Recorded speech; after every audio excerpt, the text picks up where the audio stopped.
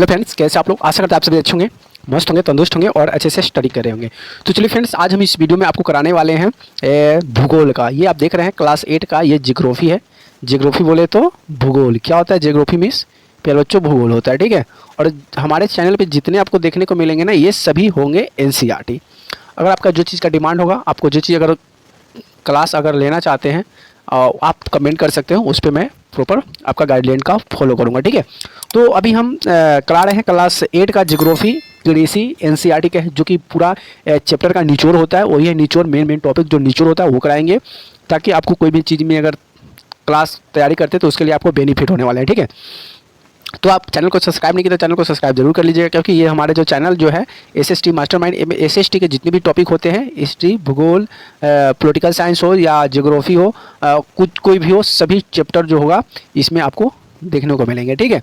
तो चैनल को सब्सक्राइब जरूर कर लीजिएगा, अपने दोस्त फ्रेंडों के साथ वीडियो को एकदम दबा कर शेयर कर दीजिएगा चैनल को, और वीडियो को लाइक जरूर कर दीजिएगा। चलिए, कृषि से रिलेटेड टॉपिक है, तो यहाँ से हम बात करते हैं कृषि के बारे में, ठीक है। कृषि बोले तो जो खेती बाड़ी करता है उसे कृषि कहते हैं। पहले बात करते हैं कि कृषि का परिचय है। कृषि किसे कहते हैं? तो देखिए, कृषि का अर्थ होता है फसल उत्पादन, पशु, वानिकी, मछली पालन या मानव सभ्यता का मुख्य आधार होता है। तो कृषि का मतलब खेती बाड़ी, जो प्रकृति से जुड़ा होता है, जो पशुपालन करता होगा, जो मछली पालन करता होगा, जो फल अनाज सब्जी उगाता है, वो सभी क्या कहलाते हैं? कृषि के अंतर्गत आते हैं। दुनिया लगभग 50% आबादी कृषि पर निर्भर है। देखिए, ये सभी जो टॉपिक होता है ना, मोस्ट इंपोर्टेंट होता है प्यारे बच्चों।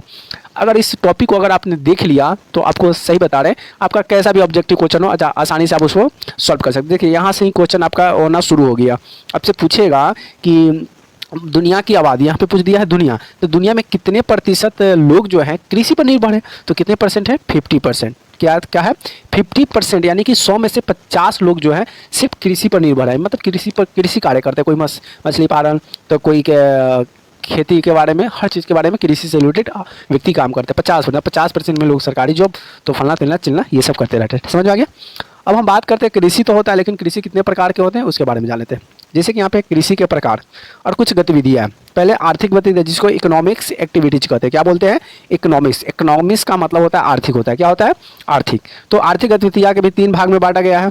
पहला भाग है प्राथमिक गतिविधियाँ, जिसमें आएगा कृषि आता है, खेती बाड़ी, मत्स्य आ जाएगा, मछली पालन और वानिकी यानी कि वन विभाग, ठीक है। दूसरी गतिविधियाँ में आता है उद्योग और निर्माण कार्य। उद्योग का मतलब क्या होता है? कारखाना होता है, ठीक है, बड़े बड़े कारखाने, तो वो भी क्या आते हैं? वो कृषि के अंतर्गत ही आते हैं। द्वितीय गतिविधियाँ, जिसमें सेवा हो गया, जैसे कि परिवहन, बैंकिंग, जैसे कि घोड़ा गाड़ी, बैलगाड़ी, ये सब परिवहन आता है। और बैंकिंग हुए, ये सभी तृतीयक साधन हो गया कृषि के, ठीक है। कृषि कुछ और प्रकार होते हैं, जिसमें कि प्राथमिक कृषि। और प्राथमिक कृषि क्या होता है, उसमें क्या क्या कामें होती है, क्या क्या चीज़ का खेती होता है, उसके बारे में जान लेते हैं। पहले बात करते हैं कृषि के प्रकार, जिसमें प्रथम कृषि है, ठीक है। प्रथम क्या है? कृषि है, जिसमें झूम खेती, शिफ्टिंग कल्टीवेशन होता है, जंगलों की कटाई खेती की जाती है। मतलब जंगलों में खेतबाड़ी नहीं होता है, तो जंगलों को काटकर जो झाड़ी होता है उसे काटकर खेती के लिए बनाया जाता है। फसल उगाने के बाद भूमि को छोड़ दिया जाता है। भारत में इसे झूम, मिल्पा, लादला कहा जाता है। सही बात है। जैसे कि खेती बाड़ी हो जाता है, यानी कोई फसल काट गया, फसल काटने के बाद उसका वो खेत को कुछ दिन के लिए ऐसे ही छोड़ दिया जाता है। तो जब छोड़ दिया जाता है तो भारत में इस तरह को जो क्या कहते हैं, झूम खेती, मिल्प खेती आदि के नाम से जाना जाता है, ठीक है। Primitive the subsistence of the farming, जो कि छोटी भूमि पर आत्मनिर्भर के लिए की जाती है, परंपरागत औजारों का प्रयोग करते हैं। अभी सब खेती करने के लिए औजार, जैसे हल हो गया, कुदार हो गया, खुरपी हो गया, इस सब का प्रयोग किया जाता है, ठीक है। अब दूसरा आता है गहन कृषि। क्या होता है? गहन कृषि, जिसको बोलते हैं इंटेंसिव सब्सटेंशियल फार्मिंग। ये क्या होता है? गहन कृषि जो होता है, छोटे भूखंड पर अधिक श्रम और उर्वरक का प्रयोग चावल जैसी फसलों के लिए उपयोग किया जाता है।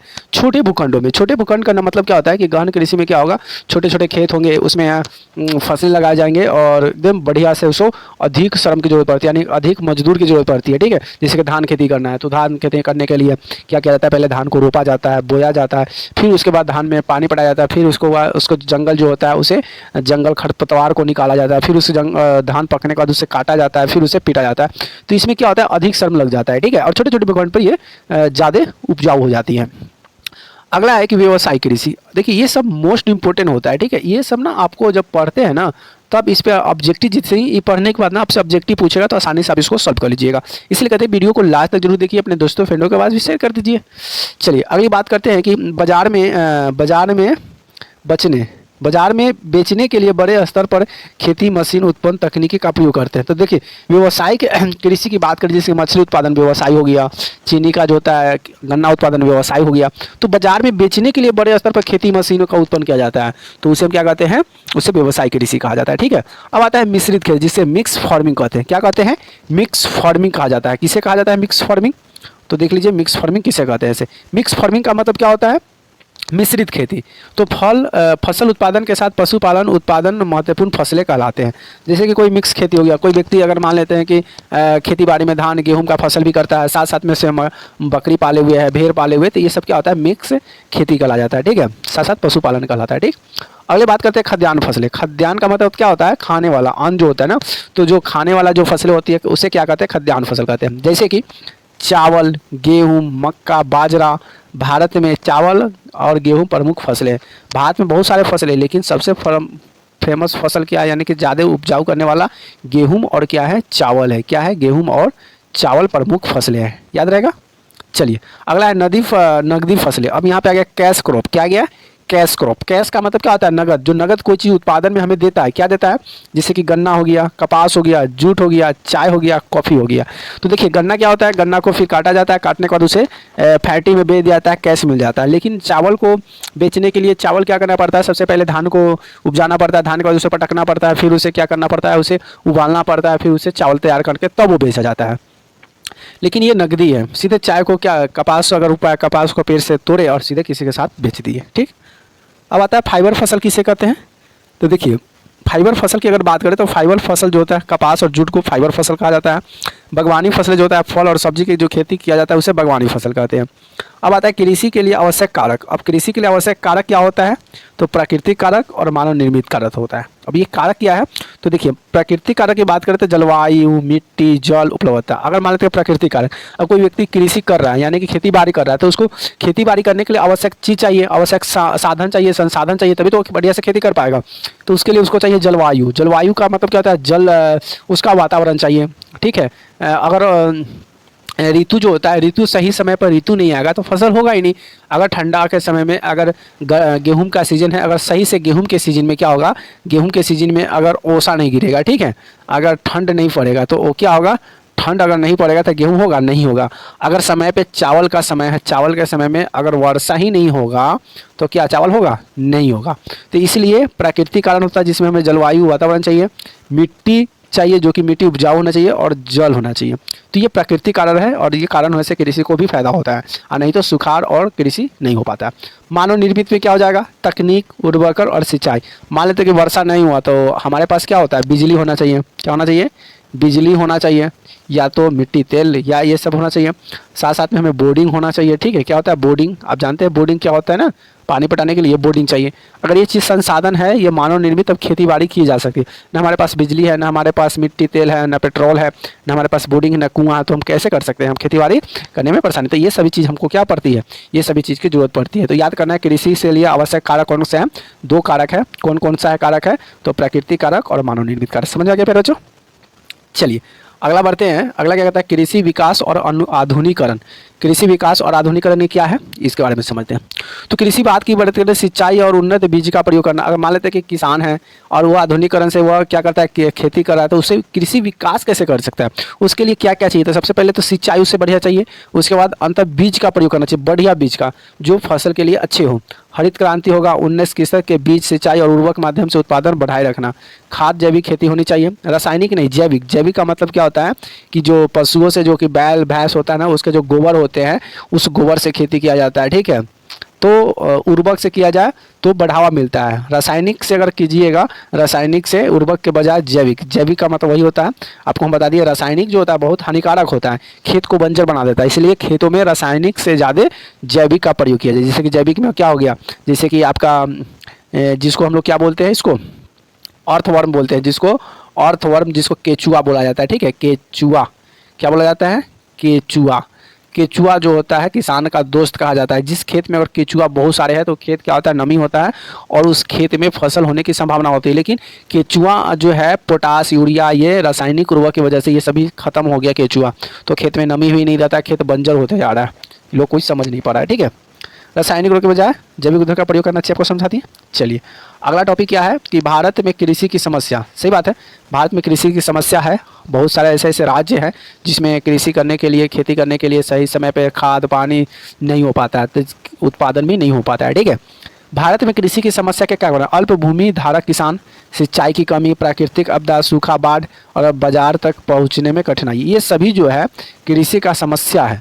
अगर कोई व्यक्ति किसान है, छोटा किसान हो या बड़ा किसान हो, गांव का हो, अगर उसको सही समय पे भूमि नहीं मिले और उसे सही समय पे सिंचाई के साधन नहीं मिले, जैसे कि अगर सिंचाई करने के लिए पानी न मिले, खाद न मिले, ठीक है, तो वहाँ पे दिक्कत हो जाता है। प्राकृतिक आपदा जैसे कि समय पर बाढ़ नहीं, समय पर पानी नहीं होना, समय पे धूप नहीं निकलना, समय पे ठंड नहीं पड़ना, तो ये भी क्या होता है, उसके वजह से फसलों पर भी नुकसान पड़ता है। ठीक है, सामान है और सामान को, कोई भी सामान बाज़ार तक नहीं पहुंच पा रहा है। मान लेते हैं कि बहुत सारे खेत से गोभी निकल रहा है, टमाटर निकल रहा है, लेकिन वो जो है खेत में रह जा रहा है, वो बाज़ार तक पहुंच नहीं पा रहा है, जिससे वह सड़ जा रहा है, गल जा रहा है, खराब हो जा रहा है। ये भी एक क्या होता है, भारत कृषि की समस्या बनी होती है। समझ में आ गया। अगली बात करते हैं कृषि का महत्व। कृषि का महत्व क्यों है? बहुत बहुत है भाई, कृषि है तो हम लोग हैं। कृषि अगर खेती बाड़ी करना है, अगर व्यक्ति अगर छोड़ दे, तो ये जो हम लोग जितने भी खाने का जो प्रोडक्ट होता है, या ड्राई फ्रूट हो या कोई भी एनीथिंग, कोई भी फूड हो, खाने का सामान हो, अगर कृषि करेगा ही नहीं तो खाने का सामान आएगा कहाँ से? कोई भी एनीवे कोई भी खाने वाला सामान ले लीजिए, या आपको किराना स्टोर में मिलेगा या कोई भी दुकान में आपको खाने वाला सामान मिलता है। तो जब उत्पादन ही नहीं होगा, कृषि उत्पादन करेगा ही नहीं, तो आपके पास पहुंचेगा कहाँ से? तो सबसे बड़ा योगदान होता है कृषि का। ठीक है, तो कृषि को हमें समझना चाहिए और उसके साथ अच्छी व्यवहार भी करनी चाहिए, यानी कि किसानों के साथ। कि कृषि का महत्व की बात करें तो रोजगार का मुख्य स्रोत, खाद्य सुरक्षा का आधार और औद्योगिक कच्चे माल का प्रमुख स्रोत होता है।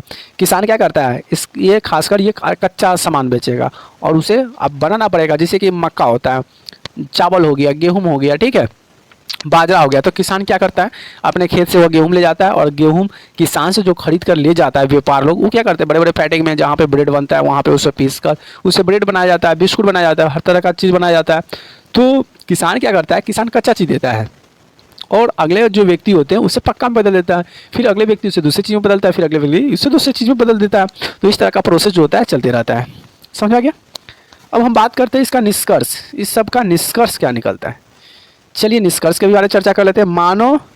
कृषि मानव जीवन की मूलभूत आवश्यकता है। सही बात है, कृषि मानव जीवन की, और कृषि जो खेती बाड़ी जो है, किसान मानव जीवन की एक महत्वपूर्ण संरचना है।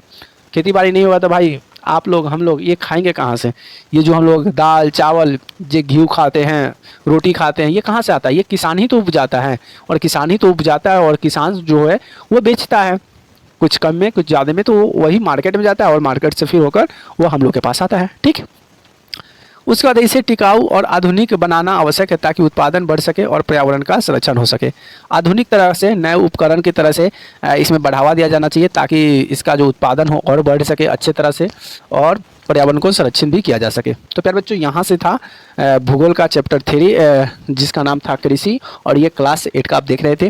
तो हाँ, क्लास 8 का था एनसीईआरटी, जो कि मोस्ट इंपोर्टेंट जितने भी टॉपिक का ये निचोड़ था सभी मैंने आपको करा दिया। आशा करता है कि आपको वीडियो बहुत अच्छा हेल्पफुल लगा हो। तो वीडियो अच्छी लगती है वीडियो को लाइक कमेंट शेयर जरूर कर दीजिए, अपने दोस्तों फ्रेंडों के साथ शेयर भी जरूर कर दीजिए। तो यहाँ पे आपका यहाँ पे लाइक है, शेयर कर दीजिए अपने दोस्त को, और सब्सक्राइब नहीं किया तो सब्सक्राइब कर लीजिए। सब्सक्राइब करने में एक चमनी पैसा भी नहीं लगेगा और आपका चैनल एकदम सेफ हो जाएगा। ठीक है, तो सब्सक्राइब करना मत भूलें। फिर आपके लिए लाएंगे नए वीडियो नए टॉपिक के साथ। तब तक के लिए वीडियो को देखते रहिए, मस्त रहिए, तंदुरुस्त रहिए। Okay bye, love you.